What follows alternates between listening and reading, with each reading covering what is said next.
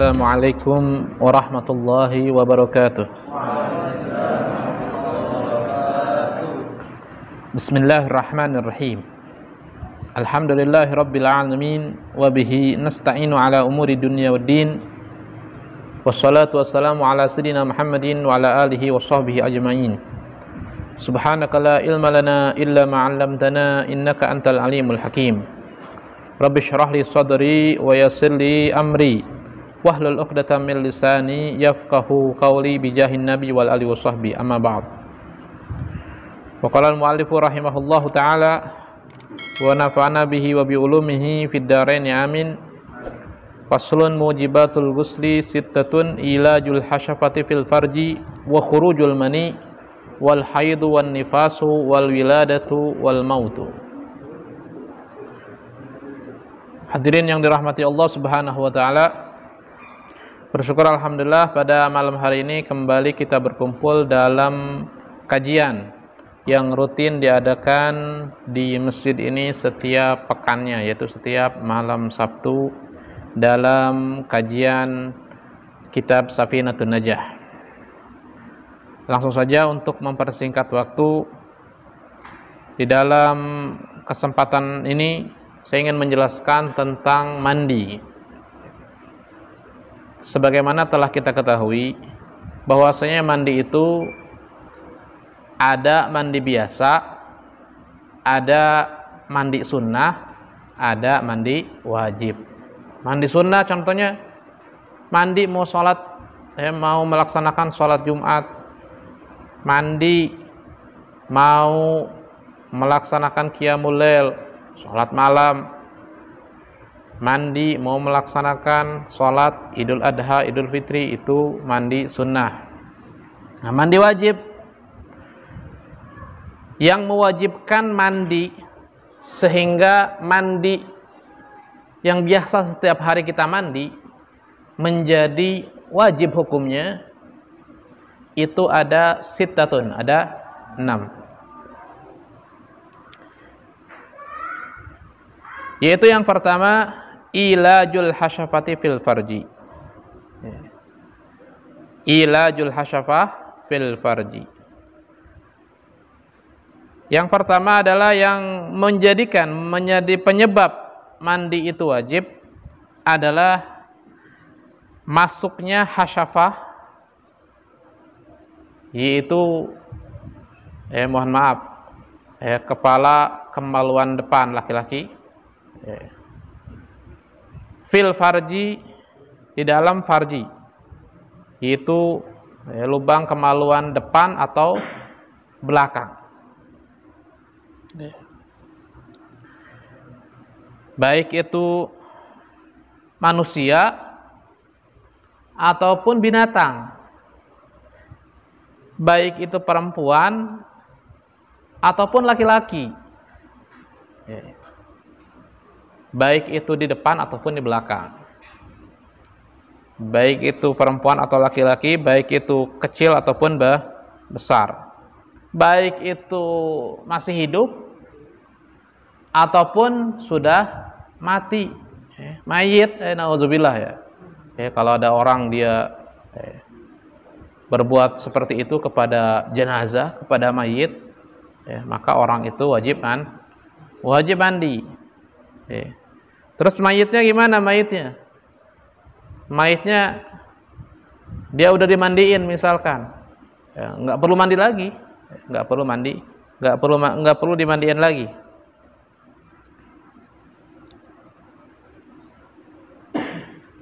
Jadi yang pertama tadi masuknya hasyafah ke dalam farji. Terus bagaimana kalau seandainya, jadi yang dimasukkannya itu anak kecil. Kalau seandainya dewasa sama dewasa, dua-duanya wajib mandi. Bagaimana kalau seandainya yang dimasukkannya itu anak kecil, seperti yaitu perbuatan haram, perbuatan sodomi misalkan. Apakah anak kecil itu wajib mandi? Maka bagi walinya yang mengetahui hal itu wajib memerintahkan anak itu untuk mandi, sebagaimana dia wajib memerintahkannya untuk wudu, sebagaimana seorang wali itu.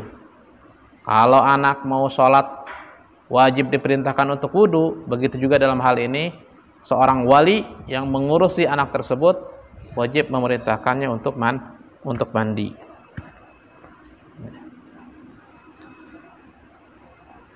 Jadi walaupun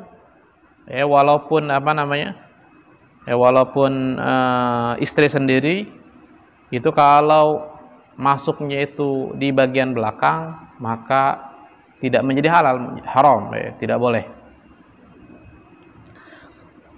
Kemudian yang kedua, wa khurujul mani. Yang kedua yang mewajibkan mandi itu adalah keluarnya mani, keluarnya mani, yaitu mani dia sendiri, bukan mandi pasangannya.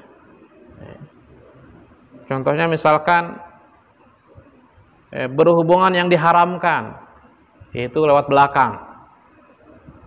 Kemudian setelah itu maka dua-duanya wajib mandi, walaupun dari belakang. Dua-duanya wajib mandi. Setelah mandi, misalkan yang perempuannya setelah mandi keluar mani dari belakangnya, pasti bukan mandi dia kan, pasti mandi pasangannya, maka dia tidak wajib mandi lagi, akan tetapi dia batal wudunya, batal. Nah, mani ini ada beberapa hal yang mana kita ini bisa mengetahui, bisa membedakan di antara mani, madhi dan wadi. Jadi yang keluar dari hasyafah, yang keluar dari kemaluan itu ada air kencing, sebagaimana telah kita ketahui. Ada mani, kita juga sudah tahu. Ada juga madhi dan wadi. Nah, mani ini diantaranya alamatnya, tandanya, kalau itu mani, dia mempunyai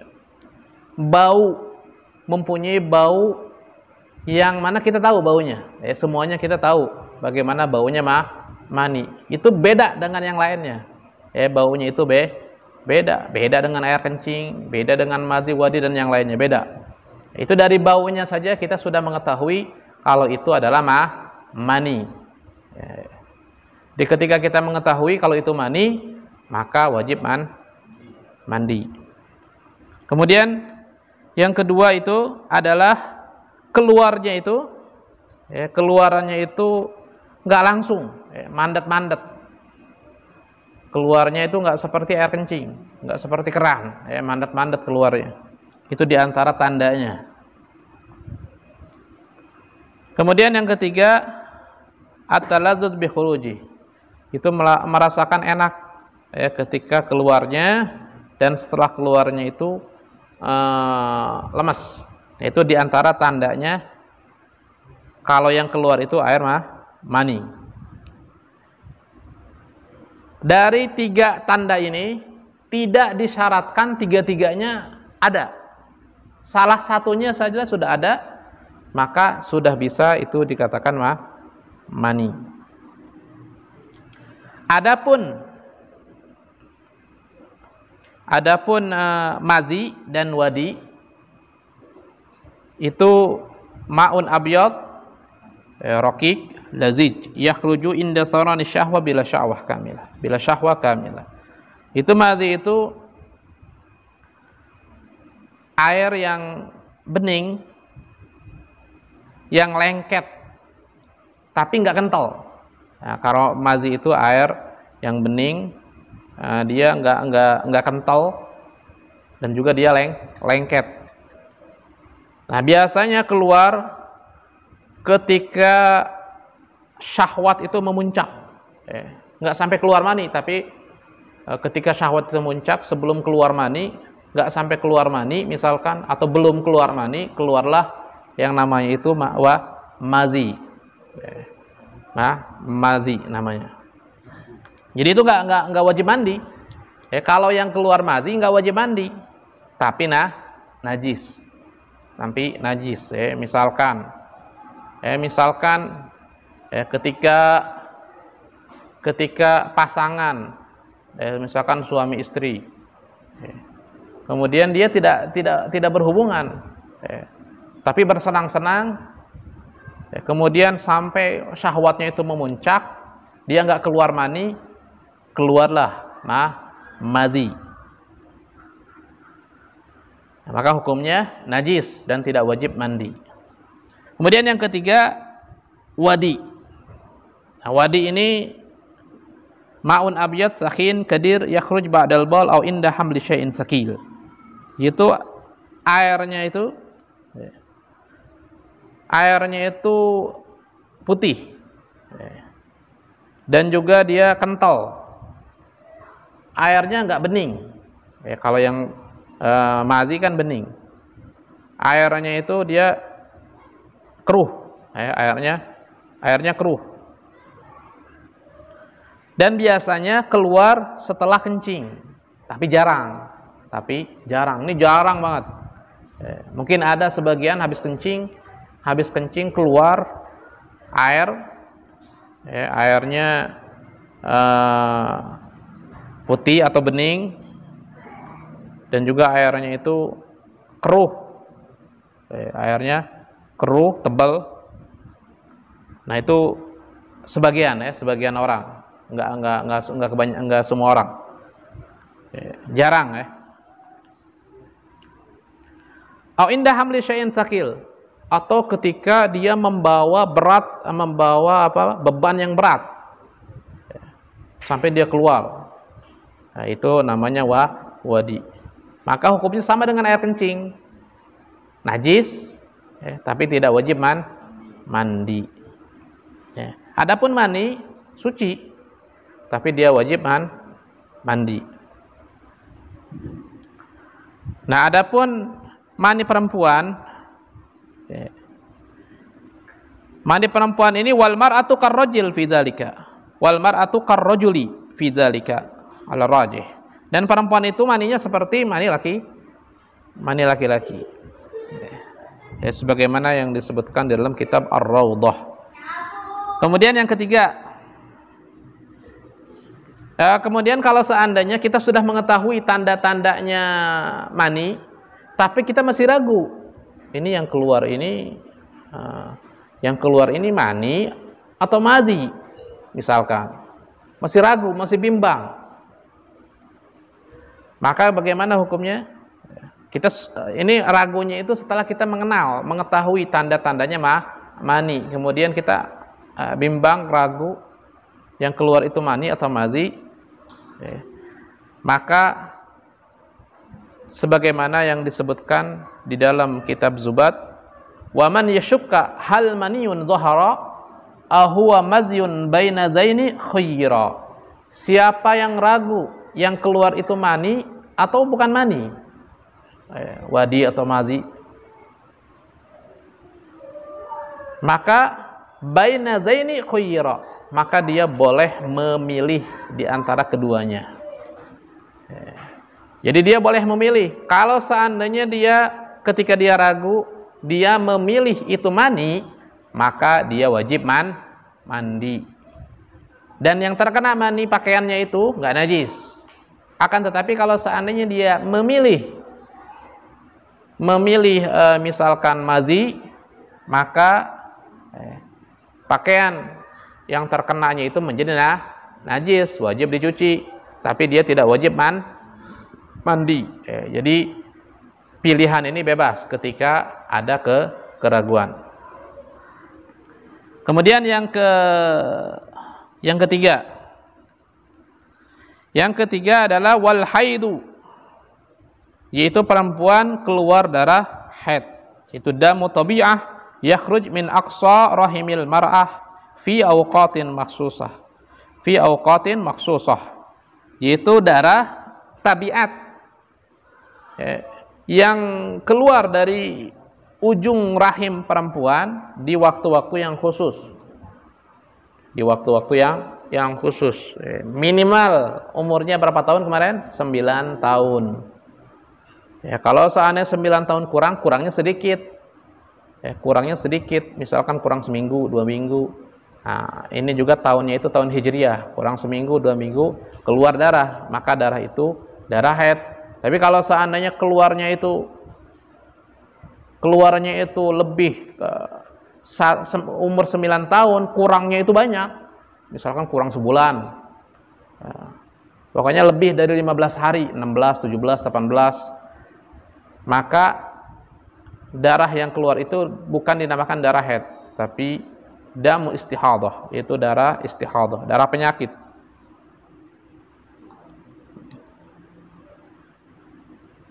Ini yang ketiga. Kemudian yang keempat, wan nifas.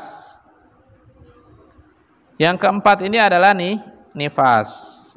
Nah, nifas itu adalah ad-damul kharij akiba faragi rahimil mar'ah minal hamli. Itu darah yang keluar setelah rahim perempuan itu kosong, dari hamil terus kosong, keluar semuanya. Misalkan ada dua bayi, sampai dua-duanya keluar. Walaupun yang keluar itu segumpal darah atau segumpal daging. Nah, setelah kosong keluar darah. Tapi kalau seandainya belum kosong, darahnya itu keluar tapi belum kosong atau berbarengan dengan bayinya, maka itu namanya bukan darah nifas, tapi namanya dam fasad atau darah penyakit, sama. Jadi syaratnya harus kosong dulu rahimnya, kemudian dia keluar darah, itu darah nifas. Dan keduanya itu haid atau nifas wajib mandi kapan? Setelah suci. Jadi bukan keluar darah terus dia wajib mandi, bukan. Bahkan semasa dia haid, semasa dia nifas, dia nggak boleh beribadah, nggak boleh dia bersuci. Seperti apa bersuci? Wudu. Buat apa dia wudu? Dan juga mandi. Kalau mandi biasa nggak apa-apa, tapi kalau mandi ibadah jangan. Kalau mandi biasa untuk bersih-bersih misalkan, itu nggak apa-apa. Mandi ibadah, mandi wajib contohnya. Kapan? Setelah darahnya itu nggak keluar lagi, terputus. Nah, setelah darahnya nggak keluar lagi, baru dia ketika dia misalkan mau melaksanakan sholat, maka dia wajib mandi terlebih dahulu. Wal wiladah, dan juga melahirkan. Dan juga yang terakhir adalah wal maut, yaitu jadi wiladah itu melahirkan, misalkan dia nggak keluar darah haid misalkan, dia nggak keluar darah nifas misalkan, tapi dia dengan melahirkannya itu dia wajib mandi. Kemudian yang terakhir wal maut, yaitu meninggal dunia. Meninggal dunia wajib mandi. Wajib mandi, wajib dimandikan, wajib dimandikan. Karena kalau udah mati nggak bisa mandi sendiri ya, wajib dimandikan.